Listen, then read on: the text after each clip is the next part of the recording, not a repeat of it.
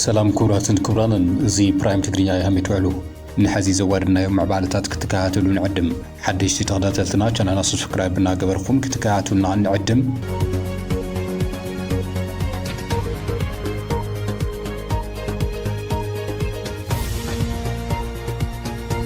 نابتي فلما يزعبا كبل بركت زبلو سللتي ناب تقراي كم زاتو تفليتم كاباتهم دمات مالي اب تقراي وردا تحت ماجو حدا اب قيد زو على خوينو حبيرو مستلاخ سللتي ناب ملا تقراي كبتونو كم استناغرو مي تفليتو زلم كاب كللا محراس تلاخ مخانو زحبرتي سلالي باما يزغصر خالو سللتو ون حبيرو مو كم زمصو نو بوليس غليسوم كاب محراس تلاخ سلالي مخانو زحبرو القسب من كم زلاخون انت شتو حيزو كم زمصن بعلي كوانت يتفلتم نبر مكلاكيا سراويت منبارون كاب امحرا ناب تقراي كسلل كم سلاخ ايو حبيرو زلم بزحنا لعلي خلتميت نخون سليانا بتقراي توافرنا علنا كبل لما ان بوليس وسخ قال هبون بوليس كتما وقرو قالتي سلالي استقبل مخانو زحبر خوينو اتي تابعن توسخ ميرمرا ابقيدي كم زاتو ون زرخبنا يحبريتا املخيتلو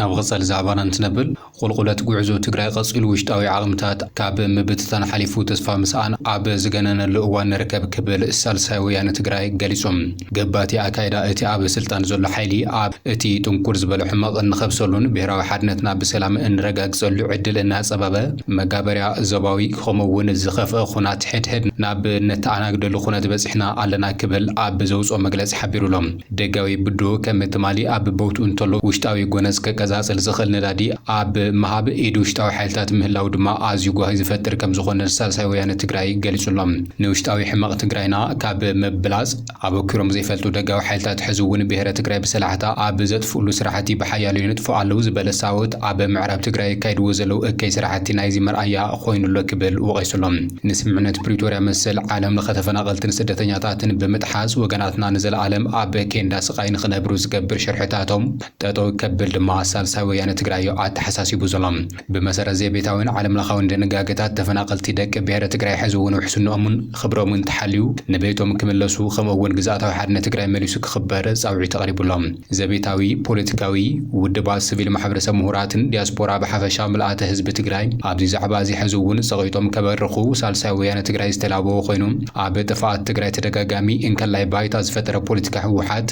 مخنيات مولو طفات تقراي قدم مخانو بوليتيكا تقراي اب بوليتيكا ترابيزان خملس خمودما بهراوي غوباي جهود نخون حابراوي قالسيو صاوي زلم አስታት 800 ቢሊዮን ብር ናይ በጀት ጉድለት አጋጢሙ ንዝበለ መምሕዳር ጀነራል ታደሰ ወረደ ንመሐከሚ ንጉዳት አካል ኹናት ትግራይ ሃፍቲ ምትእካብ ክገብር መደብ ከም ዘውፀ ተፈሊጡሎም እቲ ሃፍቲ ካብ ዝተፈላለዩ ክፋላት ሕብረተሰብ ክእከብ መደብ ከም ዝተሓዘሉውን ተፈሊጡ ኣብ ጉዳይ በጀት ምስ መንግስቲ ፌደራል ኣብ ቆረቆስ ዘሎ ቢሮ ፋይናንስ ትግራይ ጉድለት በጀት ከም ዘጋጠሙ ዕላዊ ካብ ዝገበረ ዝጸንሐ ኮይኑ ነዚ ዝካሕስዩ ዝተባሃለሉ ናይ እቶት ምትእኻብ ኸይዲ ከሳልጥ ምዃኑ ዕላዊ ገይሩ ዘሎም ካቢኔ ጀነራል ታደሰ ወረደ ሎሚ ኣብ مبرهي حربنيات ጉዳት ኹናት ትግራይ ዘለቀ ዝኾነ ግልጋሎት ሕክምና ክረኽቡ ዝሕግዝ መደብ ምትእካብ ሃፍቲ ከም ዘካይድዩ ኣፍሊጡ ዘሎም እዚ ድማ ክሳብ 6.4 ቢሊዮን ብር ንምእካብ ዝዓለመ ምዃኑ እዩ ተገሊጹ ዘሎም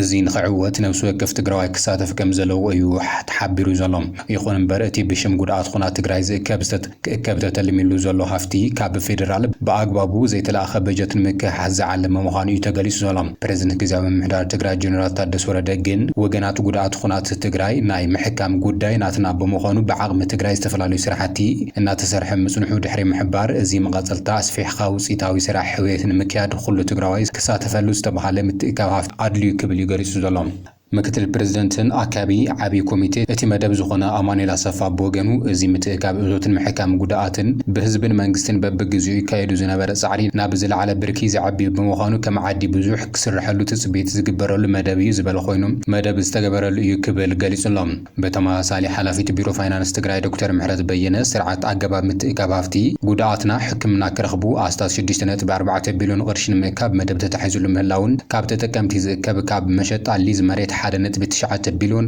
ካብ መዓልታዊ መሸጣ ፋብሪካ ሲሚንቶ ዝርከብ እቶት 1.9 ቢልዮን ቅርሺ ካብ መዓልታዊ መሸጣ ልስሉስ አልኮላዊ መስተታት ዝርከብ እቶት 1.1 ቢልዮን ቅርሺ ከምኡውን ካብ ባንክታትን አክሲዮናትን ብልቃሕ ብውፍያ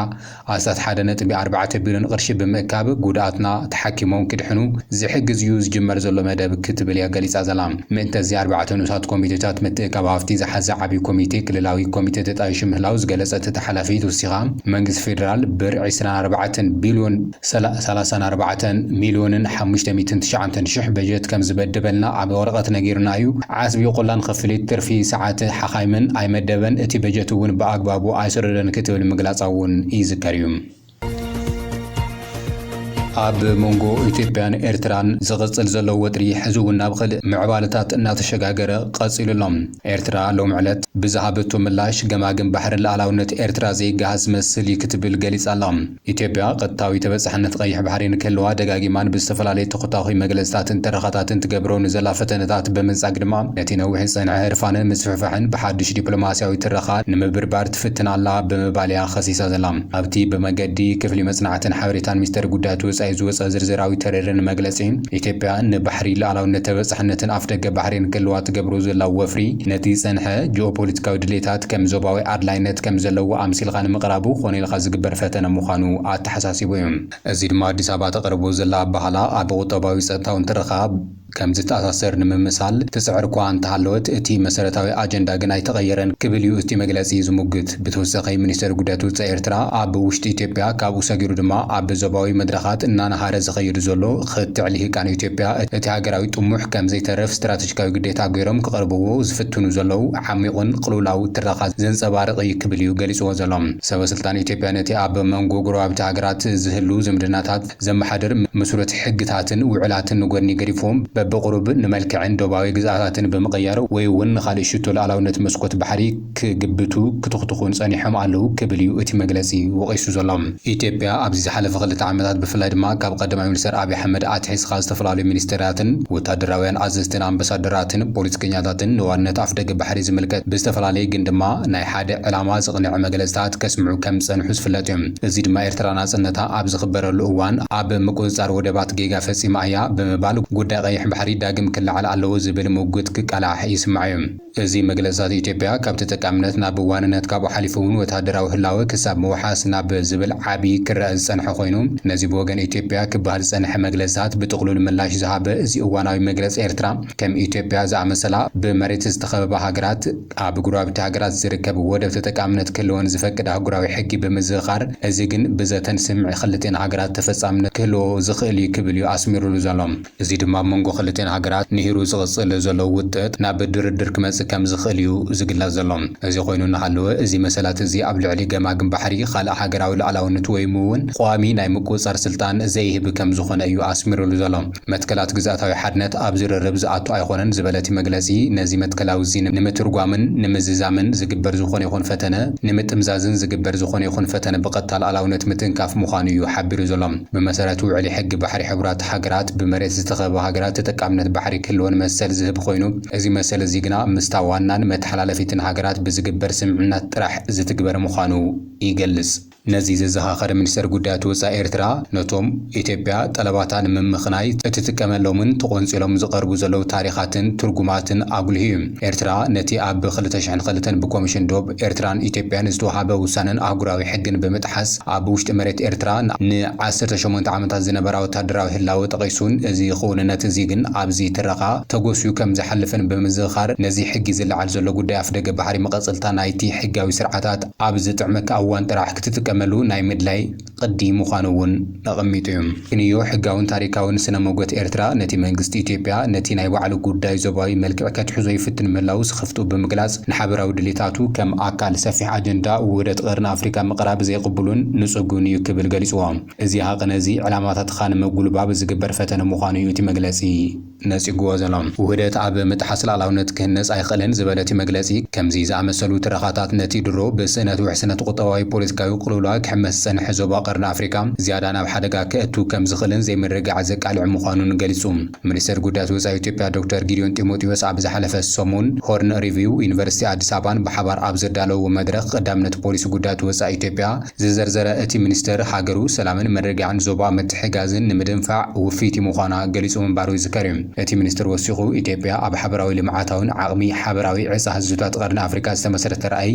ዞባዊ ቁጠባዊ ውህደት ከም ዘለዋ ብምግላጽ ኣብ መንጎ ጎረቤት ሃገራት ዝግበር ዘተ ሕድሕዳዊ መረዳእን ሓበራዊ ብድውታትን ንምፍታሕ ውሕስ ዕቤት ከብ ምስጓም እምብዛ ኣገዳሲ ምዃኑ ኣስሚሩሉ እዩ። እዚ እዋናዊ መግለፂ ሚኒስትር ጉዳያት ወጻኢ ኣብ መወዳእታ ኤርትራ ኣብ ኣህጉራዊ ስርዓታት ዝተሰረተ ንሓበራዊ ሰላማዊ ምንባርን ዞባዊ ምርግጋእን ምትሕባርን ዘለዎ ተወፋይነት ብምግላጽ ካብዚ ወጻኢ ግን ኤርትራ ደባታን ላዕላውነታን ንምክልኻል ድልውቲ ከም ዝኾነት እዩ ኣጠንቂቑ ዘሎ እቲ ሚኒስትር ጉዳያት ወጻኢ ኤርትራ። ንኢትዮጵያ ድማ ነቲ ብታሪኽን ብሕግን ዝተነጸገ ህርፋን ሕጋውነት ንምልባስ ትገብሮ ዘላ ፈተነ ሓዲጋ ነቲ ኣብ ጽኑሕ ዶባት ዝተመርኮሰ ሕጋዊ ስምዓት ክትኽተል ጻውዒት ተቕሪቡ እዩ።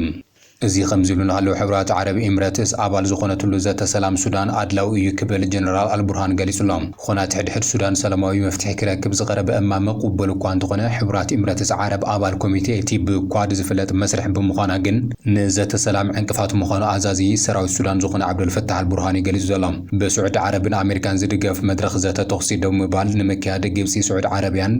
ሕብራት ዓረብ ኤምሬትስ ዝርከቦ ኮሚቴ ኳድ ኩናት ደው ንምባል ዘቕረቦ እማመ ብኣጀንዳ ደረጃ ቅቡል ምዃኑ ዘብረኸ ጀነራል አልቡርሃን ሕብራት ኤምሬትስ ዓረብ ኣባላት ኮሚቴ ምዃና ምቕጻላ ከም ዘይቕበሎ እዩ ኣብሪሁ ዘሎ። ሕብራት ኤምሬትስ ዓረብ ኣባላት ኮሚቴ ኮይና ክትቕጽል ብኣማኻሪ ፕሬዚደንት ትራምፕ ንጉዳያት ኣፍሪካ ማሳድ ቦሎስ ልዑል ድሌት ብምህላው ዝወቐሰ ጀነራል አልቡርሃን እቲ ድሌት ንዘተ ሰላም ሱዳን ከም ዕንቅፋት ከም ዝኾነ እዩ ኣብሪሁ ዘሎ። ሕድሕድ ኣባል ኮሚቴ ዝተባሃለ ሃገራት ንናይ ባዕለን እማመ ሰላም ናብ መንግስቲ ሱዳን ከም ዝለኣኻን እቶም ሰነዳት ነንሕድሕዶም ዝዋቅዑ ምዃኖምን ከም ዝተዓዘበ ዝሓበረ አልቡርሃን ንሱዳን ማእኸል ዝገበረ እማመ ሰላም ኣድላይ ምዃኑ እዩ ኣፍሊጡ ዘሎ። ቅድሚ ተግባራውነት ተኽሲ ደው ምባል ኣብ ውግእ ሕድሕድ ዝርከቡ ሓይልታት ንዘተ ሰላም ጅዳ ክምእዘዙ ከም ዘለዎም ዕጡቓት ውስጥ ደገፍ ወሪሮሞ ካብ ዝሓዝዎ ከባብታት ክወፁ ከም ዝግባእ ዘብረኸ ፕሬዚደንት ሉዓላውነት ቤት ምኽሪ ሱዳን ብወገኑ ብሕቡራት ኤምሬትስ ዓረብ ዝቐረበ ሰነድ ስምዕነት ሉዓላውነት ሱዳን ዝጥሕስን ኢዳእታውነት ዝፈቅድን ምዃኑ ምግላጹ ጸብጻብ ዘናሽናል እዩ ኣመላኺቱ ዘሎ። ኣብ ኣሜሪካ ዑደት ዘካየደ ወራሲ ዓራት ንጉስ ስዑድ ዓረብ መሐመድ ቢን ሳልማን ብዘቕረቡ ሓሳብ መሰረት ኣሜሪካ ነቲ ጉዳይ ልዑል ቆላሕታ ብምሃባ ብምግላጹ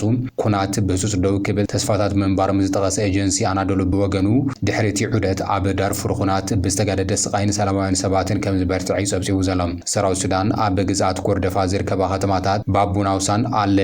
ኦቢድን ንምቁጽጻር ውግእ የካይድ ከም ዘሎ ዘፍለጠ እቲ ማዕኸል ዜና ልዕሊ 16,000 ሰባት ከባቢኦም ገዲፎም ክስደዱ ምኽንያት ኮይኑ ከም ዘሎ ድማ ወሲኹ ገሊጹ። እዚ ከምዚ ኢሉ እናሃለወ እምበር ኢትዮጵያ ካብ ዓብዪ ግድብ ህዳሴ ልዑል መጠን ዘለዎ ማይ ትለቅቕ ኣላ ክትብል ግብፂ ከሲሳላ። ሚኒስትር ሃፍቲ ማይን መስኖን ግብፂ ኣብ ዝሃቦ መግለፂ ኢትዮጵያ ካብ ዓብዪ ግድብ ህዳሴ ብበዝሒ ዘይተዋደደን ማይ ብምልቃቕ ኣብ ታሕተዋይ ክፋል ተራእዩ ዘይፈልጥ ውሕዚ ማይ ከም ዝሰዓበ ገሊጹ እዩ። ብ10 መስከረም ዝተለቐቐ ማይ ኣስታት 450 ሚሊዮን ሊትር ኩቢክ ማይ ከም ዝነበረ ዝሓበረ እቲ ሚኒስተር ብ27 መስከረም ዝተለቐቐ ማይ ድማ ኣስታት 780 ሚሊዮን ከም ዝበፅሕ እዩ ተዛሪቡ ዘሎ። ሓደ ላዕለዋይ ሚኒስተር ሃፍቲ ማይ ግብፂ ንጋዜጣ አልማናሳ ኣብ ዝሃቦ ሓበሬታ መንግስቲ ከምዚ ዓይነት ተርእዮ ከይፍጠር ብምስጋዕ ዓቕሚ ግድብ ቶሽካን ክሃንጽ ጸኒሑ እዩ ክብል ገሊጹ። ሽሙ ክግለጽ ዘይደለየ በዓል ስልጣን ግብፂ ብሳተላይት ምስልን ሃይድሮሎጂ ሞዴላትን ተጠቒማ ነቲ ግድብ ብቐረባ ክትከታተሎ ከም ዘላ ብምሕባር ካብቲ ግድብ ዝወፅእ ለውጢ ብቕልጡፍ ኣለልያ ምላሽ ክትህብ ከም ትኽእል ሓቢሩ ዘሎ። ካብ ሩባ ኣባይ ብበዝሒ ማይ ኣብ ዝለቐቐሉ እዋን ቅድሚ ናብ ግድብ ኣስዋን ምብፅሑ ብግድብ ቶሽካን ከም ዝሓልፍ ዝገለጸ እቲ በዓል ስልጣን ግድብ ቶሽካን ምጥንኻር ዘድሊ ነዚ ዕላማ ምዃኑ እውን ገሊጹሎም። እምበረኸስ ክቡራትን ክቡራንን ሎሚ ናባኹም ዝሓደርናዮም ኣገደስቲ ምዕባለታት ነዚኦም ይመስሉ ነይሮም። ሓቢርኹምና ስለ ጸናሕኹም ኣዝና ነመስግን። ቻናልና ሰብስክራይብ ብምግባር ቤተሰብ ክትኾኑ ንዕድም።